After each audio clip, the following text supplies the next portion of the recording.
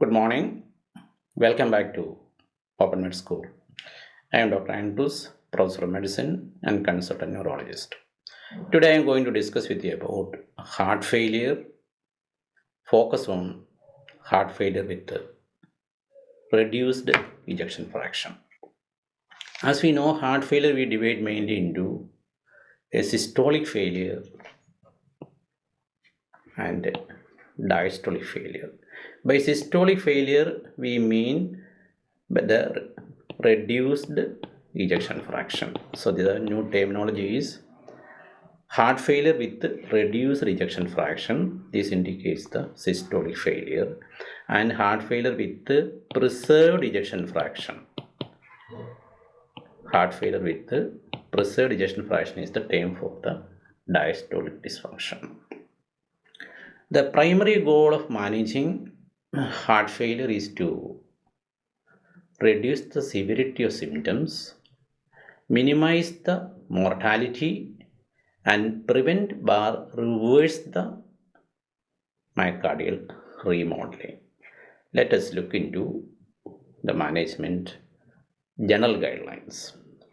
Whenever the patient has got fluid overload, that is as evidenced by pedal edema, lung crepitations, breathlessness, elevated JVP, the diuretics are indicated.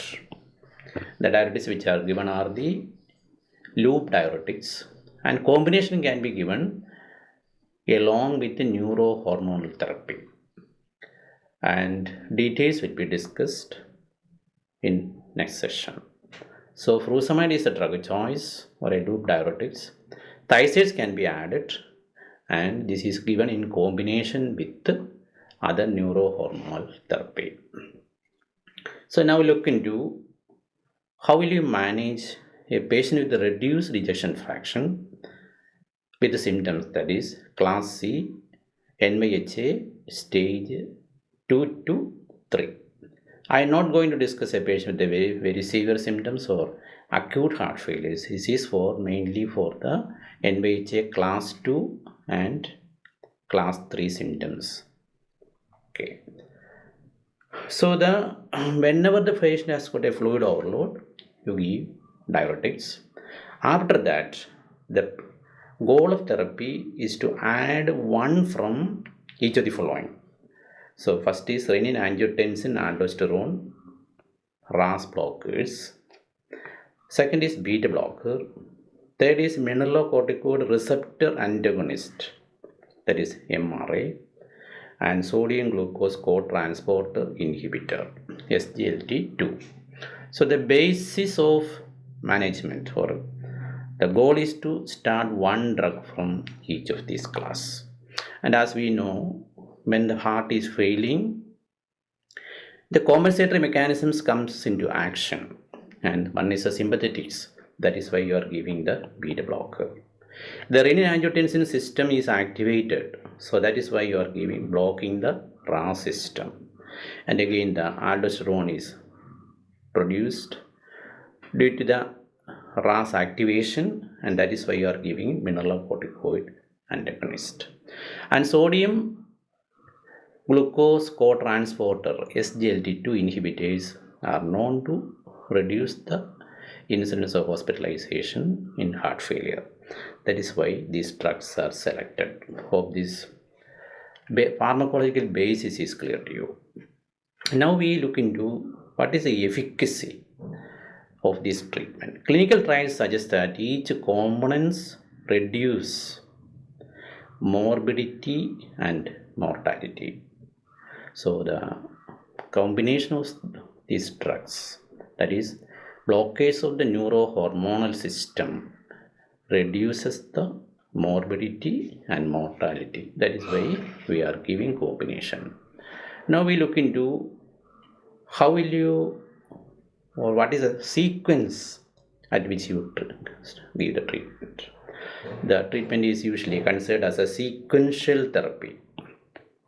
So when you diagnose heart failure with the reduced ejection fraction, that is ejection fraction is less than 40%, assess presence of fluid overload, If there is fluid retention, you do diuretics. SGLT2 can be given early along with the diuretics. So that's one point to be kept in mind. Once the fluid retention is managed and or the patient has got no fluid retention, the treatment will be with RAAS inhibitors. So let us see. So the first drug which is or the choice will be ARNI, that is angiotensin receptor neprilysin inhibitor. Neprilysin is the enzyme that destroys the brain nephrotic factor and atrial nephrotic factor. The BNB and ANB helps to decrease the fluid retention that has occurred. So that is why this combination is given. The problem with this, it is very costly, and if the patient can't afford or is not available, you can go for AC inhibitor or ARB. So that is the choice of treatment. When the patient is on AC inhibitor, before starting ARNI, at least 36 hours there should be an interval, and there is high risk of development of angioedema when a combination of ACI and neprilysin inhibitor is given. So that is why this angiotensin receptor blocker plus neprilysin inhibitor is the combination that is used. Next is you add beta blocker. Once the beta blockers are given, you go for mineralocorticoid receptor antagonist. So this is what is called the sequential therapy. Start with the ARNI or ACE bar ARB, then beta blocker, then mineralocorticoid receptor antagonist, and then finally SGLT2 inhibitor. If the patient is not responding well, you may go for secondary therapy. The heart rate is more than 70. You can give ivabradine if there is no definite co-caesarean. So you will go for secondary therapies like hydralazine, isosorbide nitrate combination can also be given for persistent symptoms. So the heart rate is more, you can go, secondary therapy will be ivabradine heart rate more than 70. It is after therapy with the beta blocker. So next we go on to the time course. How will you give the treatment? Aim to initiate all primary therapies within 2 to 3 months. So once these diuretics and the neurohormonal blockades you give within 2 to 3 months. This ensures rapid onset of benefits, and this will typically appear within weeks. So that is the target of treatment. Now the dose optimization. How will you optimize the dose? Add one agent followed by the other agent without going for the maximum dose, unless specific indications like hypertension or atrial fibrillation control is required. So you can start the sequential therapy even before reaching the maximum therapy of individual drugs. Hope this point is clear to you. Now once the patient is on treatment, you should be looking at the side effects. One of the deadly side effects is the angioedema. This can occur in 0.5% of patients on ARNI. So the incidence is higher than that of AC inhibitor or ARB.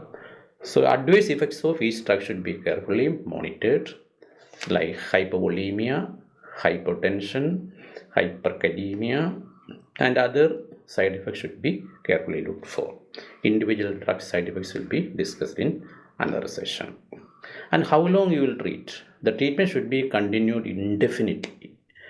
That is, even when the symptoms are relieved, you should continue the treatment. Discontinuation will otherwise lead on to worsening.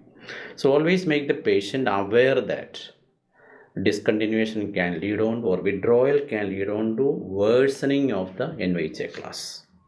That should be, and also it will affect adversely the remodeling. So that is one point that has to be stressed to the patients. So what is the take home message? Heart failure with reduced ejection management relies on comprehensive sequential pharmacological therapy tailored for individual patient characteristics. Early initiation and adherence to the combination regimen significantly improve the patient outcomes. Therapy should be generally lifelong to sustain benefits and prevent relapse. In the next session, we'll be discussing individual drugs and their dosages. Thank you.